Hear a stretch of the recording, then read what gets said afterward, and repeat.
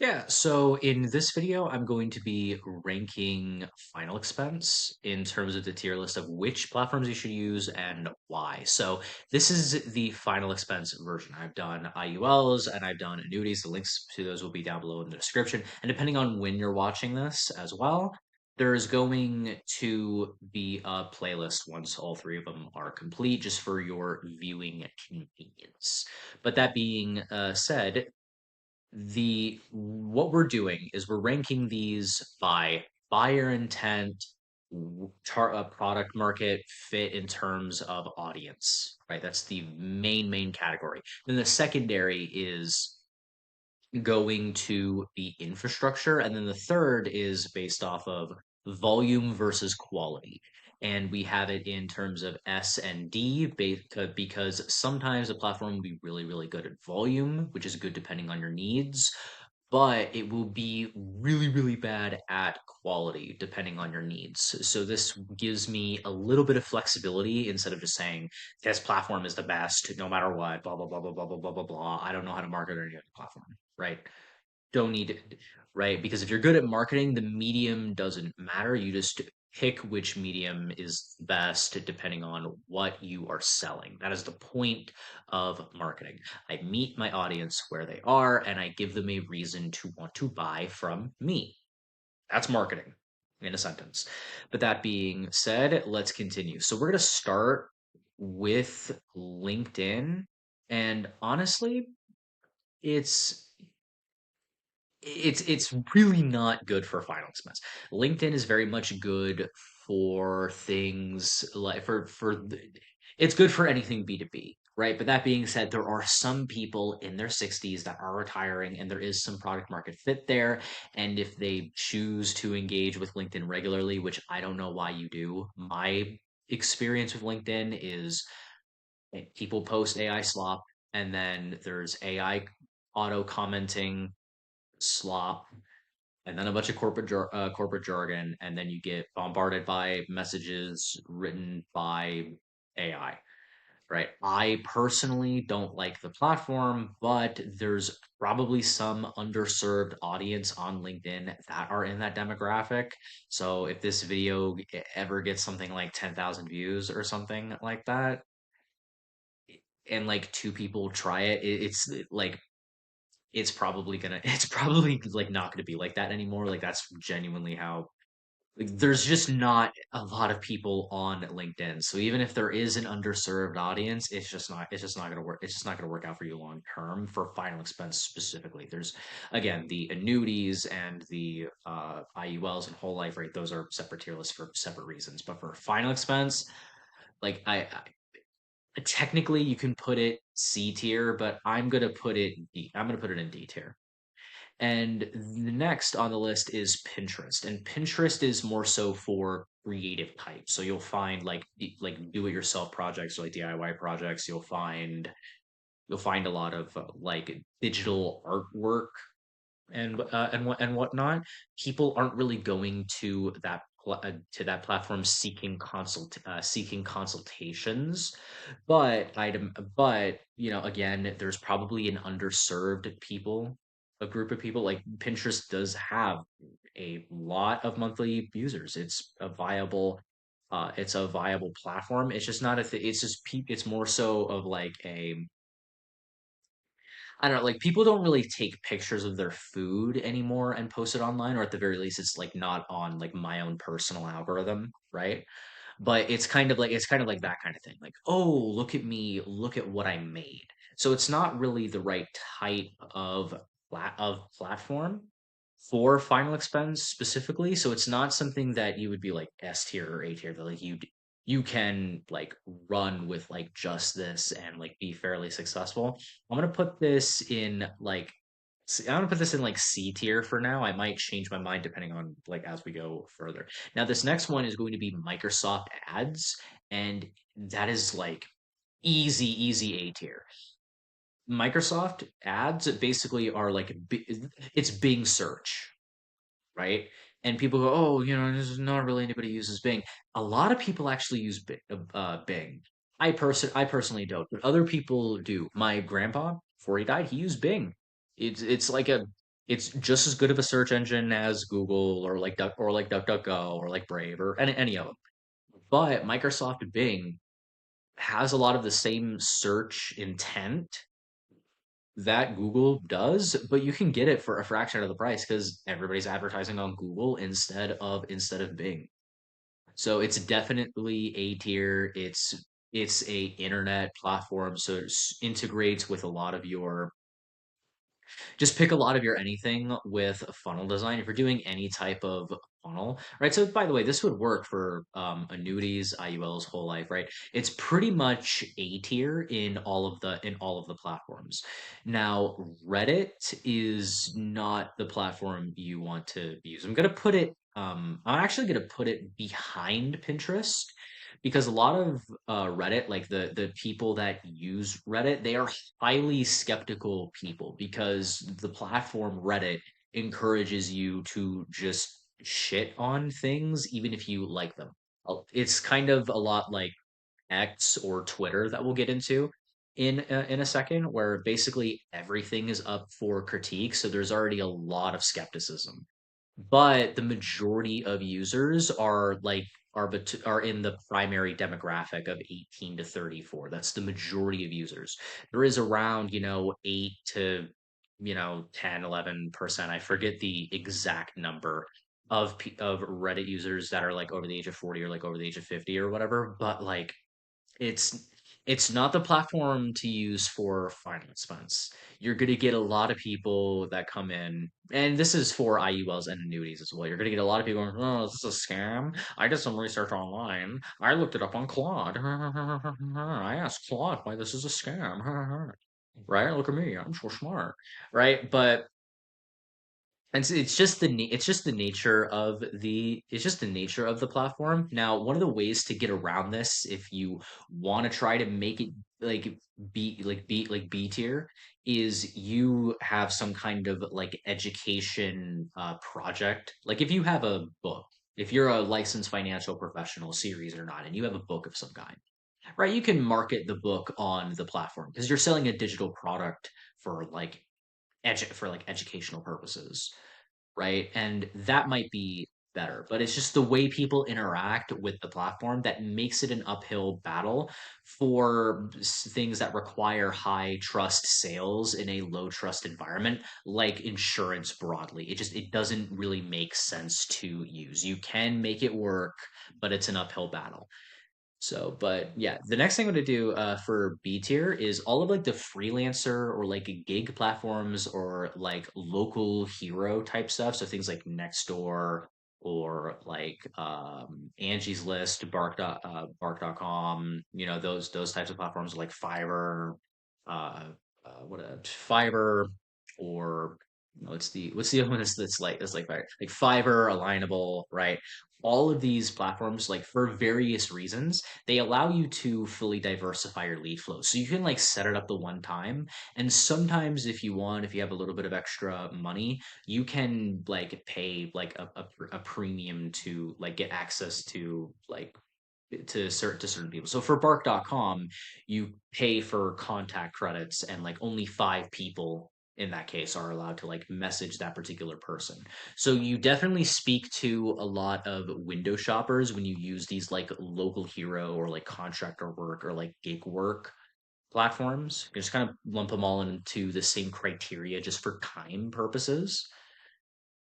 Right? But with Fiverr, you can get inbound leads and you set it up the one time, right? And you just put 10 gigs on there and then you can basically get paid and you get people to pay you up front for like consultations. That's a thing that I have in my school community on premium and it's yeah, if you wanted to do that, if you wanted to learn to do that and you just didn't want to like completely do it yourself, right? That's available. But that being said, if we were talking Fiverr, I probably put it A tier. But if we're lumping all of them together just for time purposes, I'm gonna put it on to B tier. Now, this next one is TikTok, and I'm actually going to put it in front of Nextdoor. And the reason for that is because it's like we're advertising, we're trying to get eyeballs, right? I've never done a final expense ad personally on TikTok because I always start because we're about to get into them later, but I start with these platforms first usually. Is that TikTok lets you get really, really cheap traffic. At least when I used to run TikTok ads, and you do get like a even for cheap traffic, you do get a 10 to 20% contact rate. So it's not something to use if you are an individual producer and you need to get a hold of everybody that opts in. If you have a huge downline of agents, like I was able to get IUL leads for like 38 cents a year and a half ago. I prefer marketing on other platforms because of the criteria that I outlined earlier in this video. But if your biggest problem right now is you need as many leads as possible for as few dollars as possible in as short a window of time as possible, TikTok is really the only one that lets you do all three simultaneously. But again, the contact rate is low, right? That's the trade-off because people are not really paying attention too much on TikTok. You're watching a TikTok video for 2 seconds and the thing like starts halfway scrolling the video before you even touch it with your thumb. It's like everybody's dope. Like anybody who's actively on TikTok, their dopamine centers are fried, right? But if you have general speed to lead and everyone on your team or in your downline, depending on which language you use, is good on the phones, TikTok can be a really good asset for when your like advanced market stuff is still taking time to kick in, right? So this next one is X or Twitter, and it's a lot like Reddit, except it's slightly better because it's a slightly skeptical environment, and there are genuine users of X or Twitter that are over the age of 50. Keep in mind, like it's a more political platform than Reddit, and people who are actively engaged in politics tend to be older than others. And so it's definitely a market that's underserved, and X, formerly known as Twitter, actually does have fairly cheap traffic campaigns that you can run. You can run fairly cheap traffic campaigns to a landing page. The downside is that if you're using systems like Go High Level or like other CRMs, this and if you're heavily reliant on CRMs, which by the way, like I totally am, right? It probably puts it like in C tier ahead of Pinterest. But in terms of but if you're not heavily reliant on CRMs, Twitter is a very good it's a very good place for like very cheap traffic campaigns that you just put like your funnel you just put your funnel slash landing page or whatever on. It's very good for that. It's not quite as good as cheap lead generation as TikTok, which is why in the IUL and whole life specifically, like X is actually higher ranked, right? In this, as you see in this playlist, but it's a fairly good platform. It could integrate with CRMs better, so you might need to have like a custom, might need to like ask Go High Level if you pay for Go High Level, right? For some kind of like way of like integrating it, or you can just vibe code a in or you can just vibe code a tracker for it and integrate it into your Go High Level itself and like put it as an actual like page on Go High Level inside of your like inside your menu on Go High Level. It's fairly time consuming, but you should be able to get it done in like a day or two. But yeah, so this next one is actually going to go ahead of Microsoft, also known as Bing ads. It's TV ads. And I don't mean like getting your ads on like Frontier or like Comcast or anything like that. Truthfully, I don't even know if those are still around, right? I'm I'm in my mid 20s. I don't really watch network. I don't really watch network television. I haven't watched network television since I was a teenager, right? But that being like a young teenager, like we stopped having cable boxes like before I was in high school, right? Like in mid like when I was still in middle school, we stopped having cable boxes in my house. But that being said, TV ads in terms of Roku and let's say just general smart TVs are actually really good. Now there is a downside that there's like some kind of law. I don't know the full details, but there's an active lawsuit going on when it comes to smart TVs and how they go about their targeting, right? So depending on the outcome of that lawsuit, I might have an updated version of these three tier lists, especially when we go into Google in a second, because there's some serious downsides that are coming later on in the future with Google, unfortunately. But that being said, right now TV ads are very, very good, and it's actually a platform that you can like just do the one of, and especially if you're doing it on like Roku ads or like smart TV ads, and the majority of TVs now are just smart TVs anyway, right? It's very, very good for its own reasons. It might be subject to change in the future depending on the outcome of that lawsuit, but yeah, so this next one, I'm gonna put it at the top of B tier, and it's Google Ads. And that's because similar to TV ads, but instead of a lawsuit, this is more so the functionalities of the platform, which sucks, I know. But Google Ads currently is good. It's just the way they go about search ads is changing very soon because they're going to put Gemini as the main search interface in a couple weeks to a couple months from now. I don't remember the exact date. So they're experimenting with all the people that are currently paying them for search ads of like ads inside of the AI search is what they're experimenting on. And the future of that is uncertain. It's just super uncertain with that, which is why I'm putting it in B tier. I am putting it ahead of TikTok because of the intent of I'm looking something up to try to get like an answer on something. I'm already window shopping before I even interact with you, right? Which, by the way, window shopping has its pluses, it has its minuses, right? And so now at the bottom of B tier, I'm going to put Instagram. Instagram does have an older audience because if you have a Facebook account, you therefore have an Instagram account. And like we'll talk about this in a second. Facebook, obvious S tier, right? And everybody that does final expense does Facebook. It's because it is the best. Smart TV ads and Roku ads are definitely a close second. You could literally do the classic hold the number on your screen now and it works, right? But the reason Instagram is at B tier is because it's a majority younger audience. Now, you can be used to help you filter your meta ads, right? Facebook and TikTok during the learning phase, but it's generally better for IULs. But for annuities and final expense, it's on B tier. Well, potentially A tier, depending on certain circumstances that I talked about in the annuity video.